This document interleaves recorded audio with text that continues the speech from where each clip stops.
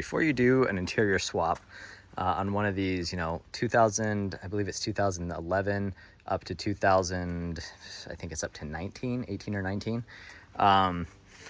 There's a few considerations to make before you decide if you want to do a full interior swap, because it is quite a task. It's really not that difficult, but it is time intensive, and the hardest part is sourcing all your stuff. So I don't even tackle one of these unless I know that I've got a full interior that I can pull myself. This is my third time doing this on an Explorer. I've done them with several different police cars like the Tahoes and stuff. The nice thing is that the Fords are by far the easiest. And so the reason why is because everything is very modular. A lot of stuff is almost plug and play, especially with use of ForeScan. You'll be able to make most things work. Now the question though is if the wiring harnesses are present. So for example, for the backup cameras, heated seats, all that stuff, the harnesses really probably aren't going to be there. And so maybe you'll turn on ForeScan, but it's going to be a real bear trying to get it to work. So some stuff's not going to work unless you strip a whole harness, and I wouldn't recommend doing that. But so if you see, go on Facebook Marketplace, you find someone that's parting out a whole Explorer, a wrecked one or something. If you can at all possible, just like pull it yourself. So hit them up, hey, this is how much I'm going to offer you, and can I come pull it? And if it hasn't been pulled already, I'm sure they'd happily oblige. So the reason why is because when you get your car, there's going to be a lot of little stuff that you're going to have to piece together. And so if you just go on and buy some seats and a console on eBay, you're going to pay crazy shipping, and you don't really know what you're going to get. You don't know if they're going to make a good job taking it apart. So for example, on this rear quarter trim panel, they drilled holes for these cages. There's tons of scuffs and scratches all over. I mean, look, they even messed up my headliner in a spot, the cages, a lot of stuff like that in the pillars. So it's going to be pretty hard. On top of that, this is all vinyl and I'm going carpet. So, another really important thing is, if you're going to put the rear seats in, you're going to need to get all the hardware and like the striker plates that the seats will all latch into. So most likely from an eBay listing, you're not going to get all that. Now, if you do go the eBay route, make sure you reach out to the seller ahead of time and make sure that they're going to be including all that stuff with the seats. Probably one of the biggest things you're going to run into is when you're switching out the interior is the passenger front seat. So the rear seat will hook up pretty easily. The right seat, the passenger seat, is, and all the ones I've seen, they're manual. And that one's jammed, it looks like. Need to lube that up or something, but it's coming out, so it doesn't matter. Which makes them really easy for, taking them out, and not a lot of issues can go wrong with them. But when you try to put an electrical version in, it's going to probably throw an airbag light. And the reason why is because, there's an occupancy sensor, right? So when you sit on here, it will show airbag on when someone's sitting here. And the reason for that is because there's like a fluid displacement pad, like a gel pad that senses when there's pressure on it, and it displaces it and sends it to a sensor. And then it tells you that, it needs to turn the airbag on. Well, I have found that a lot of times, even from the same year, 13 to 13, the police versions, for whatever reason, the plug is the same, but it does not recognize them. So I would recommend, putting your seat in, plugging it all in, and turning it on and seeing if your airbag light turns on. And if it does, pull your scanner out if you have one. But really high chance that it's actually going to end up being because of the seat. And the way to fix that is to either go on ForeScan and disable it, which I would not recommend doing, or you have to pull this seat out, flip it upside down, flip the other seat upside down, and take the gel pad from this one and put it into your new seat. Little bit of a pain. I'll show you how to do it if I need to do it on this one. Even if I don't, I'll try to point it all out on a video. But that's kind of one of the big issues. The other thing is, since it's not powered, the plugs going into it are going to be for the sensors and the airbags. It's a much smaller plug. If you see, we've only got You know, those two are for the airbag, and those others, you know, they're just for like the sensors and stuff like that. So when you go to switch this out, you're gonna need to run some power wires. The easiest way to do that is to just jumper off of the seat, run a jumper wire underneath the console and into this, but I'll be showing you how to do that because I have to do that already. So that's one of the interior, you know, things that you're gonna have to do, that if you're not really comfortable with electrical and stuff, well, now's a good time to be. Or, you know, if you're not comfortable, you know, you're probably gonna need to hire someone out to do this, but it really is simple. I'll show you how easy it is. If you have any experience with it all, you know, this is gonna be a cakewalk, so don't even sweat it. The other thing is, you know, your center console. So that's gonna be one of your big things. Now, like I was saying, it's a real benefit if you can pull it yourself, because you'll be able to pull all the brackets that come with it. There's 3 brackets. There's this rear one that's part of the seat support bar. It's welded on.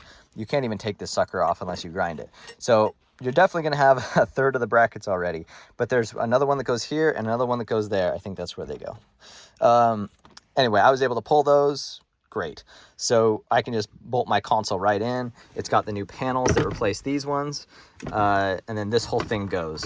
But you're also, you know, you're going to have some, you know, your cigarette lighters here, and you're going to have those, you're going to have one in the back of your console. You're going to have some other electronic stuff in there. Like if you have interior lighting in your console, like from the sport models. So I'm going to be, you know, you're going to want to make sure you're comfortable wiring all that up or just living without it.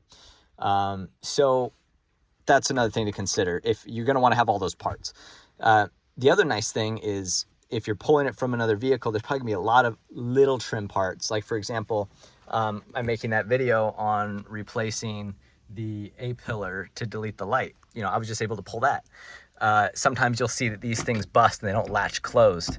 You know, this one does, but you know, you wanna pull that if these guys are all beat up. So like I'm saying, if at all possible, try to get into the new Explorer that you're parting out and get all the parts. Another thing too is I'm changing all this out to match all of the, it's like almost like a carbon fiber effect that was the trim from the factory on the sport model, and these ones are black. So because I'm changing all the door panels, well, this to this would not match. So because I was parting it out myself, I could just say, hey, well, can I also buy the glove box? And then I'll be able to have that to match. Same with, you know, these, actually, I think those are the same, but you know, the little trim on top of there. So lots of different perks to doing that. The other thing too is, and I kind of mentioned already, these mostly came with vinyl. And if you want to go to carpet, this one's weird. Carpet in the front, vinyl in the back. And the last one I did was just vinyl all over. So, oh yeah, so another thing is that you're gonna want to get, you know, they got these big reinforcement bars that are only on the Interceptors. So you're gonna want to, that has to come out if you're gonna put third row seating in, I think even to do the back seats. And so there's a lot of bolts and stuff associated with the new seats that aren't gonna be included in this one. So if you don't, you know, go pull everything, you're gonna have to be sourcing out a lot of hardware, which is a pain. So that's a few things to consider. And then the big thing too is just trying to get everything to match. And, you know, that might not be important to you, but like, for example, the rear panels, you know, even if you have good rear panels, a lot of the police Interceptors don't have the cutouts, like the sport version, well, like the normal Explorers did for the speakers. So, as you can see on this side that I haven't done yet, there's no spot for the speakers, right? The other thing too is they're usually missing the little lock rods. And so that's just a simple little plastic tip that you can see I already did it on that one right there. And so you're going to want to pull those, or else you're going to be buying them separate.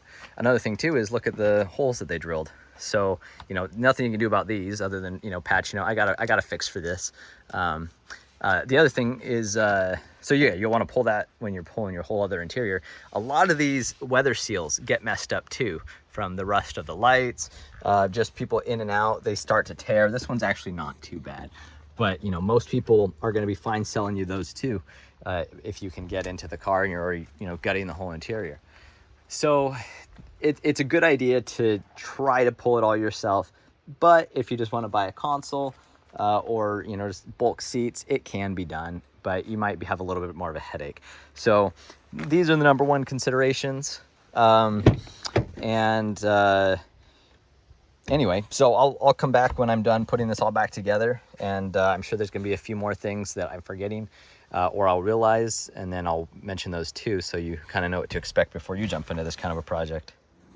Okay, so about an hour and a half later, I've got the entire interior gutted, headliner and everything. I haven't done the door panels, but that's for another day. So a few more things to note.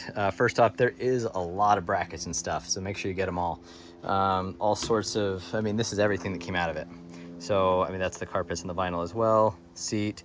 But yeah, there's a lot of plastics and metal that comes out with it. And these are one that, you know, I don't think it's factory, just because of the way they use self-tappers. But I've seen this on every Explorer so far, and I don't see any kind of branding on them. And what these are they mount on these B-pillars. So right here, you can see where the self-tappers went in. So I believe they are aftermarket, but they use that for mounting the cage. And so these will go here and they stick out. And so that's where the holes will be drilled in the covers for these, the trim panels.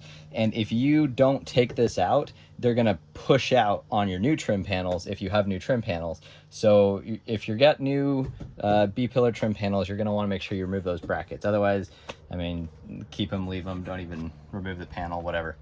Yeah, a lot of hardware, a lot of aftermarket hardware. You know, obviously that's not an OEM bolt. A lot of self-tapper screws like this, stuff like that is obviously not factory. But there are a lot of these bolts that went where the crossbars went, and similar areas that those you can use those actually for the seats and stuff because they're in the same holes. I think they're probably the same length. I haven't checked. So that is something to consider. I wouldn't throw any of this OEM looking bolts away until you get everything figured out. And that goes for all your trim panels too, even the ones that have been drilled up. I wouldn't throw anything away until you finish the whole thing, because you don't know if you're gonna need to, you know, overhaul some stuff. Now, I do need to vacuum everything out here. It's pretty nasty.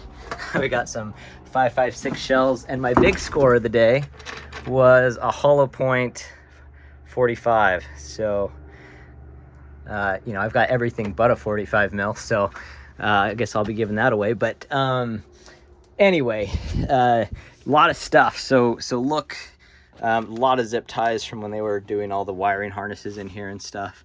So probably a good idea to vacuum stuff out, or else you're gonna have little coins and shells and stuff like that rattling around when you're driving. Now, I took out the headliner. Most of you probably won't, I would assume, because they're not particularly easy to find. But you'll see this police department used duct tape to cover these holes. I mean, they did silicone it, but first they put the duct tape on. I'm actually going to pull the duct tape off, and I'm going to put silver tape or aluminum tape, whatever. You know, they make a thin stuff for like duct work, but I'm using the aviation grade stuff. It's really high quality, really strong. And that way, if we just get a little bit of water seepage through there, it's not going to come down in my headliner. At least it has a better chance. You know, ideally you don't want any leaks in there, and so it might be a good time to run a hose over the top to see if you're getting any leaks. But I looked at the top of my headliner, I didn't see anything, and this thing has been parked for a long time like this with the holes siliconed up. But I do have a plan to put some fake antenna fins over the silicone areas anyway, so I'm hoping that will be an extra barrier of water protection. But this would be the time to do it. Or if you're going to go to the extra mile to cut out little pieces of metal and weld them in and paint it, this would be the time to do it. But I'm not going that crazy. This is just a guest car for when people come visit me here in Alaska. So anyway, so that's what you're going to want to consider when you're doing this kind of thing. The other thing too is the police packages come with these cool power points. And I believe, I haven't tested it, but I believe these are always hot. And so you just pop this guy off or open. Yeah, I can't get it off right now with one hand. But there's some power points in there. So if you wanted to piggyback off of power there to go to your relays, if you have any rear auxiliaries, this is way nicer. I mean, this would probably be, well, I don't know if it's thick enough for like sub wires and like power wires, probably not. But this is here, so that's cool. You can use that if you want. This would be a good time to run cables to somewhere more accessible, so you don't have to pull your quarter panel every time, like your inner quarter trim panel, every time you want to get to that. Look for plugs. So I'm not seeing one, but on this side there is a cigarette lighter in the commercial versions, and I'm not seeing the plug, but Ford a lot of times will leave unused plugs just plugged in somewhere or dangling. So if you're adding in some of the factory trim pieces that have like speakers, stuff like that, worth giving it a look to see if they're included, but on mine's looking like it's not. So the other thing is, I think it's this hole. Pretty sure that's the hole, although maybe not. I'm gonna have to give it a look. I think it is. Or maybe it's this hole. I think it's actually both those holes. So this is for the seat belts. If you're gonna put your third row seats in here, kind of where I'm sitting, the folding seats, these are the holes where they go into, but they're not tapped. So at the factory, they don't tap them. I guess, I don't know if they do this with all the seat belts, probably, but they just leave them the unthreaded sleeve, and then you take your impact and the bolt, or I mean a tap and die, I guess ideally, but I've just always done a bolt and it doesn't strip it out. And you just force with an impact the threads in, and then I guess that's how you do it. So if you have a tap and die set, maybe better to do it the right way and do it that way. But I think at the factory, they're just impacting them in. But anyway, so that's where your seatbelts are going to go. So that's another thing to consider when you're pulling an interior. If you're going to do the rear seats, you're obviously going to need the seatbelts. And the buckles are integrated into the actual seats, but the retractors need to bolt in here. And I think the swivel pivot anchor goes up here. So yep, you're definitely going to want to pull those. Another thing too is, sure, this one comes with the second row seat belt, but this on the Sport, they use a funky seat belt that is way different than this, and it's not compatible. So if you want to verify that you're using the correct seat belt, and if not, you're going to want to pull it when you're pulling the whole interior, or if you're ordering it, make sure that you get them to send you the right ones. Oh, and it looks like, now that we're talking, that might be one of these unused plugs. I don't know, it kind of looks different. It kind of looks like the cigarette lighter one, but that's too many wires. So stuff like that's a good example though of where you might have an OEM. Like for example, I know on the Sport models, there's a big speaker right here. If it has the Sony, I think it's Sony sound system, this might be the plug for that. Now, I kind of doubt it, but that's what they'll look like. They'll be taped off and tucked somewhere or plugged into a fake outlet or something like that. So that's what you're going to want to keep your eye open for. All right, so after removing the duct tape, this is what it looks like after I replaced it with this aluminum tape, or is sometimes referred to as speed tape. Like I said, this particular stuff's a little different than the stuff you see at the store for like HVAC, but the HVAC stuff's still good. This is like the aluminum stuff by 3M that's super, super expensive. We use it when stripping aircraft in the aviation industry, and it just contours really nicely, and it's just crazy sticky. There's a lot of other uses for it as well, but that's what I'm going to use. There's probably nothing wrong with the duct tape, but I like this a little better. I did check for water spots on the underside of the Police, the Interceptor headliner, and I didn't see any, so I don't think these are leaking. And so I just feel a lot better about these though. Okay, so here's something that was kind of unexpected, but to take note of. It looks like the harnesses, it's kind of makes sense that they would be different, and they are, but I actually didn't think the plugs themselves would be that different. I thought just the amount of wires in them would be different. So this one's more of like a squarish plug, and this one is much more of a rectangle, so big difference. So this is the Police Interceptor one, and this is the Explorer one. So looking at the wires though, there's only there's 3 wires that are non-consistent. Now 2 of them I can scratch off right away, and that is the microphone. So this is for the Bluetooth. Obviously my Explorer does not, or my Interceptor does not have this, but there's this brown and a white and green wire, and you look in here, so it's brown and purple, and don't focus, brown and purple and a white and green. So those I'm not worried about, but there is this black one that right there that I'm not sure what it goes to. Now, I was able to trace it. There are black wires going into several places. They change throughout the harness. One of which is into these visor, the illuminated visors. Then another one is into these different kind of dome lights. So the good news is I think I'm going to be able to, it won't be too hard, but I did take pictures of all of these. So once I get it in here and later down the road when it's, you know, I actually care about trying to get all this wired up, I can go ahead and I can splice in the right wires.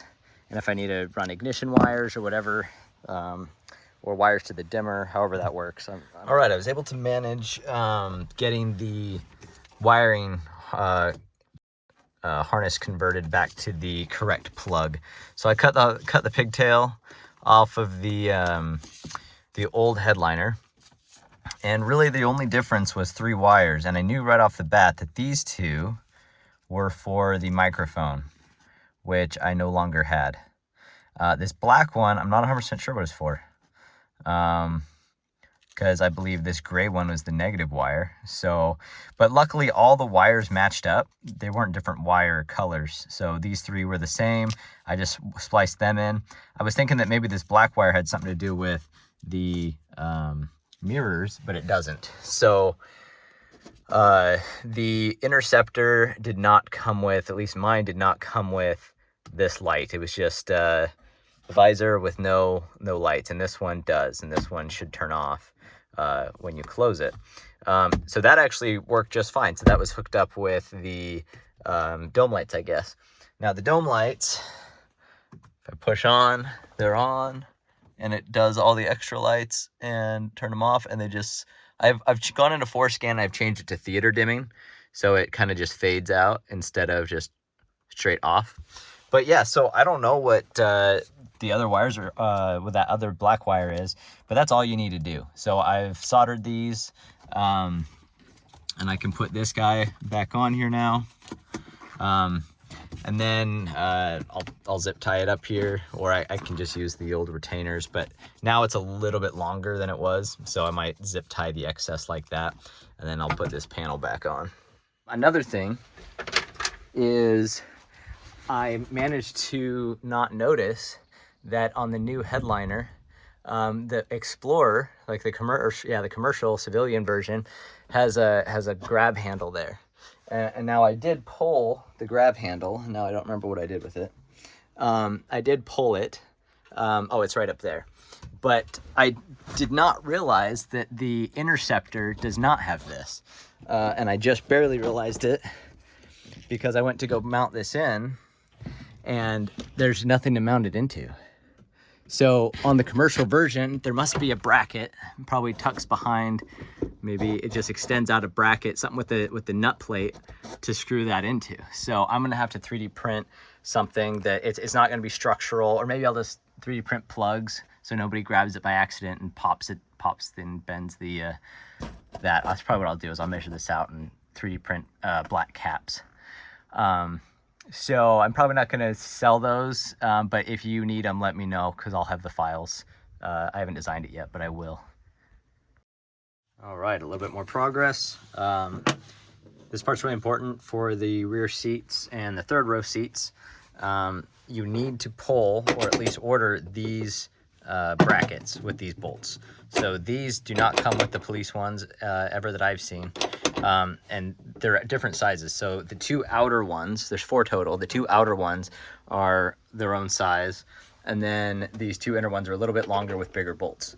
And all the bolt holes should be here already, because they use them for part of the brackets on the inside. The hardware, I think the hardware, or at least some of them, is actually in here already. So like those are those, but I kept them. So anyway, so these ones, these big ones are a 16, and these littler ones are a 13. So those, yeah, that's what those are for. So you don't have to worry about tapping these. They'll just already be in there. I haven't run these down yet, but I'm about to. These are for, I think these are for the third row seat. Well, they are for the third row seat. But what did I do with my bolt? So I must have neglected to pull 2 bolts, or I lost them. So these brackets here, these like horseshoe brackets, they go on there. This one is already tapped and it's just exposed. This one is under the foam and it's not tapped, kind of like the seatbelt tensioner mounts.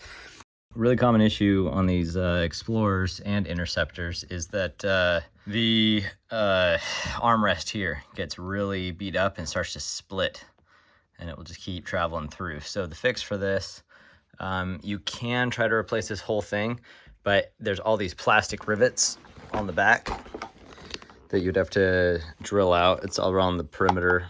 And then the only way to get them back together, well, these unscrew, but a lot of these are plastic rivets that you have to drill out all the way around. And then you have to either melt them back or put screws in it to hold it together, which is kind of sketchy. And it's not particularly easy. I just got done doing it on the passenger side.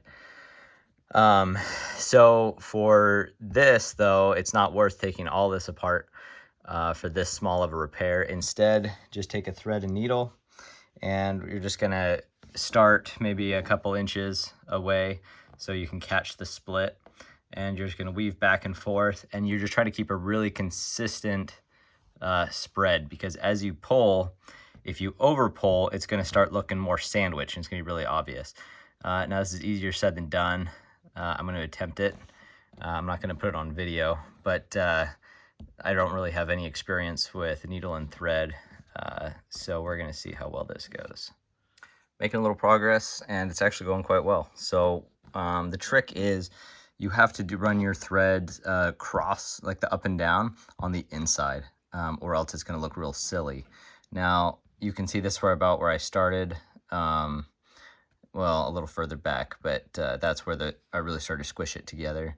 I just real lightly, as I go, pull on the string while kind of lightly squeezing, and it will bring it together. It's not doing it as well one-handed, but and then when you let go, it'll kind of loosen back up while you run it, but then as you go, it slowly kind of just tapers off. And so at the very end, I'm still trying to figure out how I'm going to close it off, but it's looking pretty good. I mean, the split was going all the way to there, so about halfway done. Definitely seems like a good method. Now for durability, no idea. We'll find out. All right, here we go. So wrapped it up. Accidentally, right as I finished seaming it up, I maybe did 2 more loops, and then the string broke on me from tugging it too hard, so I didn't get I wanted to go all the way out to like here so that it would be really hard for it to unravel. But I may have to come back and redo this if, you know, it starts coming apart because I didn't get the string out far enough. All right, so we're finished up with the interior swap. Overall, I would say it was pretty good. Worked out quite well. The only things that I haven't gotten yet are I've got some fitted rubber floor mats, like WeatherTech's, on the way. Those won't be here for a little bit. In the meantime, these cloth ones are gonna have to work. Up there where we had the lack of a support for the hand guard, or the handle, I guess, I'm gonna be 3D designing some little filler pop-ins that will just fill that space. And if anyone needs those, just let me know and I can hook you up. But those will be coming later. The whole front radio is probably eventually going to get a rework. Right now, I only have CD and radio. There's an aux button, but no aux port, and there wasn't one to begin with. So I understand that there are some options for getting an aux port, but honestly, in this day and age, Bluetooth or nothing, or Apple CarPlay. So I may be doing a big radio redo, but the kits are quite expensive. So everything was working with the interior lighting, cigarette lighters, everything else. We've got our auxiliary switches working now. I don't have any lights hooked up, but it's all wired, ready to go. Later on, I'll be doing a video on installing some light bars using these, but I do have my video on how to wire these up. Here we've got our auto headlamps installed with our filler space, or space filler rather. All of our interior lighting, you can't see it very well, but there's ambient lighting in there, ambient lighting under here. That's all wired in, so it's going to be ice blue anytime the car is on. We've got our little spot here stitched up, but may need to readdress that soon because I think I didn't use thick enough string. So this might come apart, but I know that it can be done well now. So that was a good test for that. Moving to the back, we've got our sport seats installed. So we got all of our buckets and our rears. Everything here went smoothly. We've got our seats that fold down real nicely. Got 1 pull and 2 pull. Gonna be getting seats or mats back here for the seats. Got all of our headliner stuff wired up, so that all works, and it has the theater dimming. And then the full lay flat seats are all installed as well. The 3rd rows, I should say. So it still needs some, final detailing, but this was just a base model Interceptor, and it came together real nicely. Hopefully all the information in this channel has been of help to anybody. If I didn't do anything that you would recommend, definitely let me know. But let's move to the back. When I got this, the glass was broken out, so we put the new glass in it. Well, it was used glass, but new to me. These suckers seize up real bad, and I actually had to take a Sawzall and cut off the old one. And this is the new one that I had to put a torch on to get to take the nut off. You can even see how it kind of melted there. But it was driving me crazy because when I plugged it in, it wasn't working. And so I couldn't figure out why it wasn't working. And then I realized that it does not work if the gate is open. And so I was checking fuses and everything, my motor was dangling down here. I was trying to figure out why that wasn't working. So if you're trying to work with that, then just know that close your gate. Don't make the mistake I did. It's probably a pretty no-brainer. We've got our, let's see, there we go.